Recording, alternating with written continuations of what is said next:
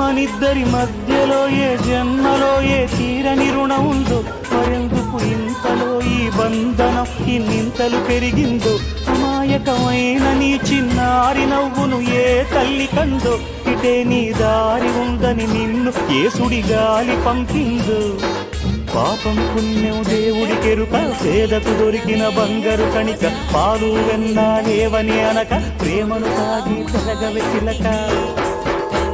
వలేసే పాడు లోకం కంటపడక ముందు నాయనక, ఇలా నా గుండెలోనే గువ్వల కొలు ఉండిపోయింక.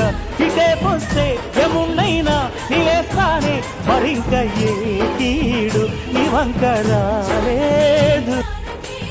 Download ShareChat.